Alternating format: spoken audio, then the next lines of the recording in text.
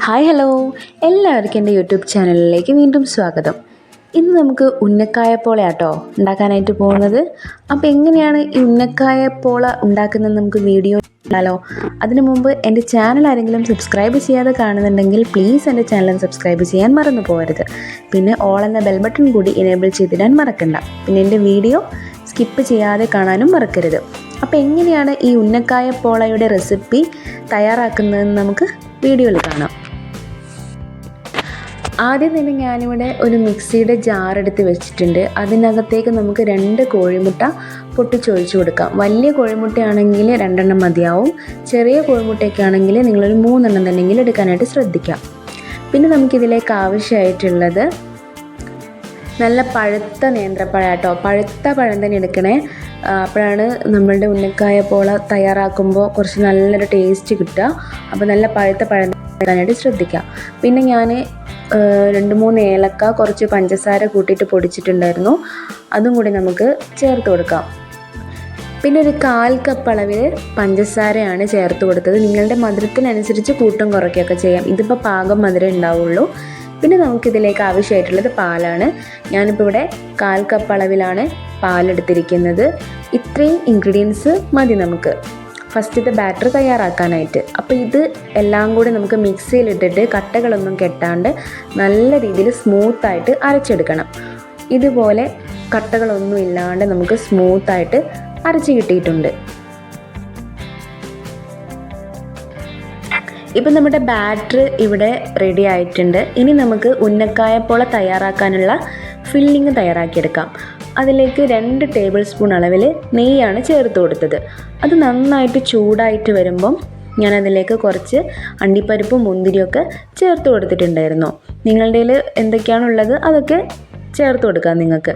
അത് നന്നായിട്ടൊന്ന് റോസ്റ്റായി വരുന്ന സമയത്ത് നമുക്കതിലേക്ക് 1 കപ്പ് അളവിൽ ചിരവിയ തേങ്ങയാണ് ചേർത്ത് കൊടുക്കേണ്ടത്. ഇതൊന്ന് മീഡിയം ഫ്ലെയിമിലിട്ടിട്ട് ചെയ്യാനായിട്ട് ശ്രദ്ധിക്കണം. ഒരുപാട് മുരിഞ്ഞൊന്നും പോകേണ്ട തേങ്ങ, ജസ്റ്റ് ഒന്ന് നല്ലൊരു മണം വരുന്ന രീതി വരെ നമുക്ക് അതൊന്ന് റോസ്റ്റ് ചെയ്തെടുക്കാം. പിന്നെ അതിലേക്ക് ഞാനൊരു 4 ടേബിൾ സ്പൂൺ അളവിൽ പഞ്ചസാര ചേർത്ത് കൊടുത്തിട്ടുണ്ടായിരുന്നു. നമ്മൾ ഓൾറെഡി നേരത്തെ പഞ്ചസാര ഇട്ടിട്ടുണ്ടായിരുന്നു. അപ്പോൾ അതിനനുസരിച്ച് മധുരത്തിന് നോക്കിയിട്ട് ചെയ്യാം. പിന്നെ നേരത്തെ പൊടിച്ച് വെച്ചിട്ടുണ്ടായിരുന്ന ഏലക്കയുടെ പൊടി നമ്മൾ 1 ടീസ്പൂൺ അളവിൽ അതും കൂടെ ചേർത്ത് കൊടുത്തതിന് ശേഷം നന്നായിട്ട് മിക്സ് ചെയ്യാം. ഇതൊന്ന് ചെറിയൊരു കളർ മാറി വരുന്നത് വരെ നമുക്കതൊന്ന് റോസ്റ്റ് ചെയ്തെടുക്കണം. നമ്മുടെ ഫില്ലിങ് റെഡി ആയിട്ടുണ്ട്. ഇനി നമുക്ക് ഉന്നക്കായപ്പോള ഉണ്ടാക്കാനായിട്ട് തുടങ്ങാം. ഞാനൊരു സോസ് പാനിൽ കുറച്ച് നെയ്യൊന്ന് തടവി കൊടുത്തിട്ടുണ്ടായിരുന്നു. അപ്പോൾ നമുക്ക് ഫ്ലെയിം ഓൺ ചെയ്തിട്ട് പാൻ അടുപ്പത്ത് വെച്ചിട്ട് അതിനകത്തേക്ക് നമ്മൾ നേരത്തെ തയ്യാറാക്കി വെച്ചിരിക്കുന്ന ബാറ്റർ ഒന്ന് പകുതി അതിനകത്തേക്ക് ഒഴിച്ചു കൊടുക്കണം. എന്നിട്ട് അത് 1 മിനിറ്റോളം ഒന്ന് അടച്ച് വെച്ചിട്ട് വേവിക്കാം.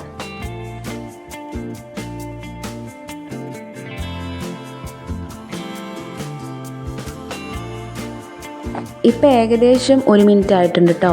ഇനി നമുക്കത് തുറന്നിട്ട് നമ്മൾ നേരത്തെ റെഡിയാക്കി വെച്ചിരുന്ന ഫില്ലിംഗ് ഇല്ലേ, അത് ഇതിൻ്റെ മുകളിലായിട്ട് ഫുള്ളായിട്ട് ഇട്ട് കൊടുക്കണം. അധികം അറ്റത്തേക്കായിട്ട് ഇട്ട് കൊടുക്കാതെ നടുവിലെ ഭാഗത്ത് മാത്രമായിട്ടൊന്ന് ഇട്ട് കൊടുക്കാനായിട്ട് ശ്രദ്ധിക്കാം.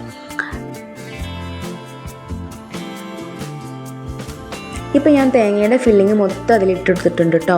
ഇനി നമുക്ക് നേരത്തെ നമ്മൾ ബാക്കി വെച്ചിട്ടുണ്ടായിരുന്ന ബാറ്റർ ഉണ്ടല്ലോ, അത് ഇതിൻ്റെ മുകളിലായിട്ട് ഒഴിച്ചു കൊടുക്കാം. നമ്മളുടെ തേങ്ങയൊക്കെ കാണാത്ത രീതിയിൽ നന്നായിട്ട് കവർ ചെയ്യുന്ന രീതിയിൽ തന്നെ നമ്മൾ ബാറ്റർ ഒഴിച്ചു കൊടുക്കാനായിട്ട് ശ്രദ്ധിക്കണം കേട്ടോ. അപ്പോൾ നമുക്കത് ഫുള്ളായിട്ട് ഒഴിച്ചു കൊടുക്കാം. ഇപ്പോൾ ഞാൻ ബാറ്റർ ഫുള്ളായിട്ട് അതിലേക്ക് ഒഴിച്ചു കൊടുത്തിട്ടുണ്ട്. ഇനി നല്ല അടി കട്ടിയുള്ള ഒരു പാന് ഫസ്റ്റ് വെച്ചിട്ട് അതിൻ്റെ മുകളിലായിട്ട് വേണം നമ്മളുടെ ഈ പാന് വെക്കാനായിട്ട്. എന്നിട്ട് ലോ ഫ്ലെയിമിലിട്ടിട്ട് 30 to 35 മിനിറ്റ് വരെ നമുക്കിത് കുക്ക് ചെയ്തെടുക്കാം. ചിലപ്പോൾ 30 മിനിറ്റിനുള്ളിലാവും. എനിക്ക് 35 മിനിറ്റോളം എടുത്തിട്ടുണ്ടായിരുന്നു കുക്കായി കിട്ടാനായിട്ട്.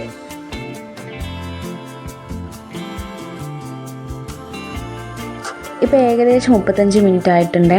ഇനി നമുക്കിതൊന്ന് തുറന്ന് നോക്കാം. ഇപ്പോൾ ഏകദേശം എൻ്റെ ഉന്നക്കായപ്പോളൊക്കെ അവിടെ വെന്ത് വന്നിട്ടുണ്ട്. ഇനി നമുക്ക് ഉള്ളിലൊക്കെ ഒന്ന് വെന്തോന്നും കൂടി ഒന്ന് നമുക്ക് ചെക്ക് ചെയ്ത് നോക്കാം. ഇപ്പോൾ എനിക്ക് ഉള്ളിലൊക്കെ വെന്തിട്ടുണ്ട്, ഒന്നും ഒട്ടിപ്പിടിക്കുന്നൊന്നുമില്ല. ഇനി നമുക്കിതെന്താ ചെയ്യേണ്ടതെന്ന് വെച്ച് കഴിഞ്ഞാൽ ഫ്ലെയിം ഒന്ന് ഓഫ് ചെയ്യണ്ട. ഫ്ലെയിം അങ്ങനെ തന്നെ വെച്ചിട്ട് നമുക്കിതൊന്ന് വേറൊരു പാനിലേക്ക് തിരിച്ചിട്ട് കൊടുക്കണം.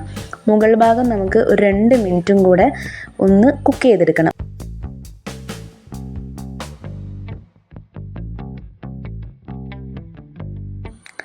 ഇതിൻ്റെ പുറകുവശമൊക്കെ കാണാൻ നല്ല ഭംഗിയായിട്ടുണ്ട് കേട്ടോ, ഒട്ടും കരിഞ്ഞു പോയിട്ടൊന്നുമില്ല, നല്ലൊരു കളറായിട്ടൊക്കെ വന്നിട്ടുണ്ട്. ഇനി നമുക്കിത് അടിയിലെ വശം കൂടി ഒന്ന് കുക്കാവുന്ന വരെ വെയിറ്റ് ചെയ്യാം. അപ്പോൾ ഇവിടെ ഉന്നക്കായപ്പോള റെഡി ആയിട്ടുണ്ട് കേട്ടോ. അപ്പോൾ ഞാനിത് വേറൊരു പാത്രത്തിലേക്ക് സെർവ് ചെയ്തിട്ടുണ്ടായിരുന്നു. അപ്പോൾ കാണാനായിട്ടൊക്കെ നല്ല ഭംഗിയായിട്ടുണ്ട്. എനിക്ക് നല്ല പെർഫെക്റ്റ് ആയിട്ട് തന്നെ ഉന്നക്കായപ്പോള കിട്ടിയിട്ടുമുണ്ട്, ഒട്ടും പൊട്ടിപ്പോവൊന്നും ചെയ്തിട്ടില്ല. ഇത് ഉണ്ടാക്കാനായിട്ടും വളരെ ഈസി ആട്ടോ. നമ്മൾ സാധാരണ ഉന്നക്കായ ഉണ്ടാക്കുന്ന അത്ര ടൈം പോലും ഇതുണ്ടാക്കാനായിട്ട് ആവശ്യമില്ല. അപ്പം ടേസ്റ്റ് ആണെങ്കിലും ഒരു ഡിഫറെൻ്റ് ആയിട്ടുള്ള ടേസ്റ്റ് ആയിരിക്കും. അപ്പം എല്ലാവരും ഈ റെസിപ്പി തീർച്ചയായിട്ടും വീട്ടിലൊക്കെ ഒന്ന് ട്രൈ ചെയ്ത് നോക്കുക, നിങ്ങൾക്ക് ഇഷ്ടമാവും. അപ്പോൾ ഉണ്ടാക്കി നോക്കിക്കഴിഞ്ഞാൽ അഭിപ്രായങ്ങളൊക്കെ പറയാനായിട്ട് മറക്കരുത്. അപ്പോൾ ചൂടൊക്കെ മാറിക്കഴിഞ്ഞാൽ നമുക്കത് കട്ട് ചെയ്തിട്ട് കഴിക്കാം, അത്ര സോഫ്റ്റാണ്. അപ്പോൾ എല്ലാവരും ഇത് വീട്ടിൽ ട്രൈ ചെയ്ത് നോക്കുക. അപ്പോൾ പുതിയ റെസിപ്പിയുമായിട്ട് നമുക്ക് അടുത്ത വീഡിയോയിൽ കാണാം.